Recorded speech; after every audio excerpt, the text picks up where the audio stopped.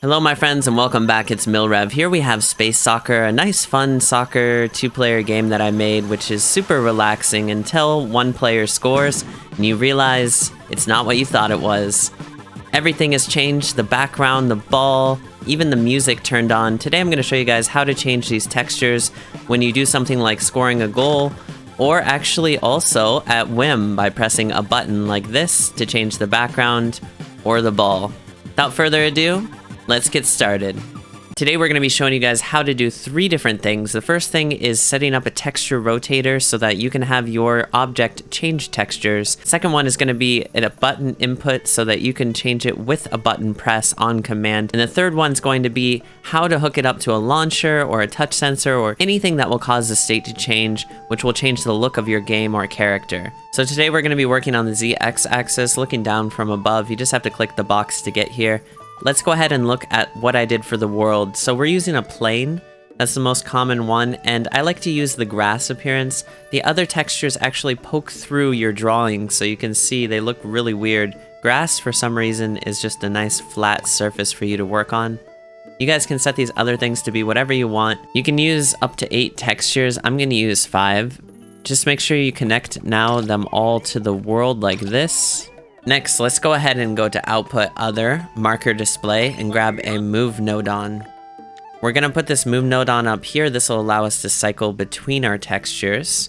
In order to do that, we're going to need some bullseyes.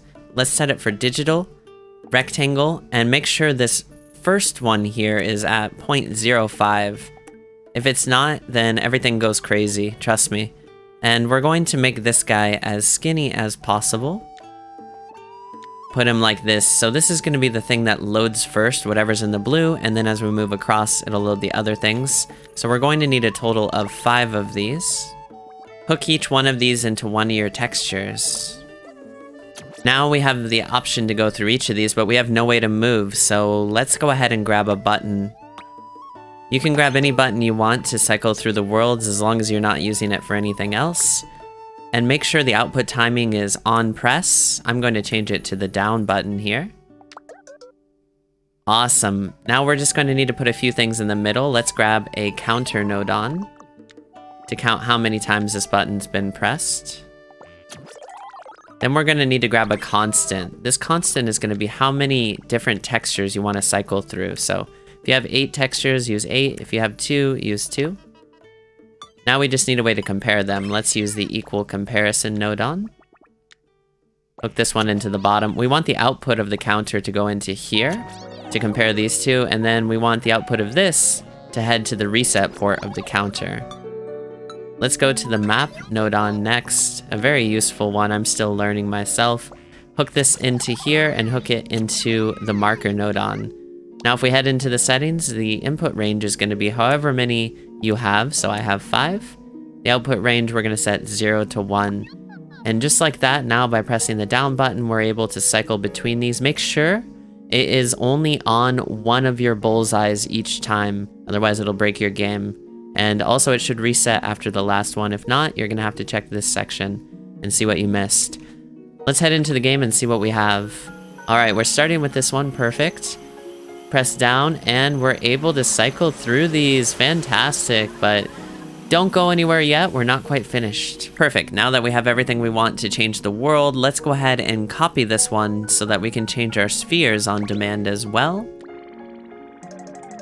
Gonna move it up to wherever you have your sphere textured. Alright, so once you have a new area set up with just the same settings, make sure you change the button. You don't want to use the same button. Now we're going to hook this into our textures for our spheres. So go ahead and grab those. I also want to take a minute to shout out Ori Bloop. Thank you for doing the tutorial on how to make the Pokeball. I'll leave a link in the description to that video for you guys. Go check him out and also check out his other tutorials. Now, something really cool about this is you can have up to 8 textures connected to an object, but we can have 4 textures on one sphere, or one soccer ball even. So you can hook all 4 of these up here, and then you can hook the other ones up as well, just as long as they total 8, and everything will work normally. Next, we're gonna have to hook our textures up to the various bullseyes, but I want the first one to be a normal soccer ball, so we're gonna move this bullseye to the back end. Make sure you hook up all the sides of your texture to the same bullseye. So if I want all 4 of these together, hook them up to the same bullseye. The second one is supposed to be the world, it's just 1. Then life potion, got a YouTube, and we have my own logo here. This time we're using 6 different things, so we need to change the constant up to 6. And also the map node on needs to go from 0 to 6.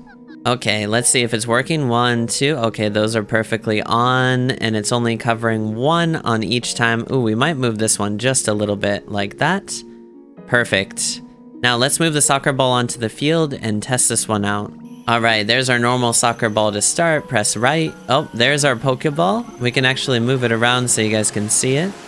Press right again. We have our world. There's our life potion, YouTube, my symbol, and back to the soccer ball. Now, after we score, we can't really have the same thing, but we can have something a little different. Let's show you how. The cool thing about this setup is it's totally possible from a launcher as well. You just can't have the normal soccer ball. We can change it to a sphere though, and it should work just the same. So let's go ahead and copy this one and move it down more close to the sphere setup that I have. So here I have the setup where the goal is scored and then there's a 2-second timer and then a sphere is launched out on this side, same on the other side. In order to get the launcher working with the textures, you're going to hook it up the exact same way you did before, except this time instead of the soccer ball, you'll hook it to the launcher. We'll put the launcher back on the field now.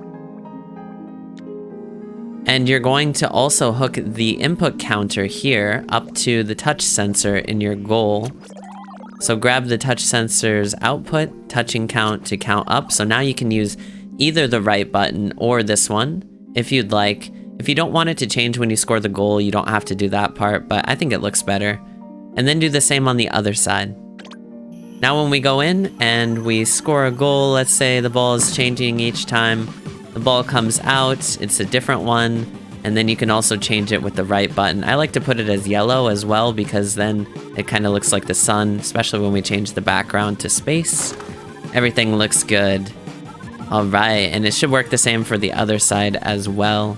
Thank you guys so much for sticking around to the very end. If this tutorial's helped you out, let me know in the comments down below. I also want to know what you guys are going to build, so you can leave game codes. I will leave the code for this one in the description section for you as well. It's been an adventure, so until next time, happy gaming, and God bless.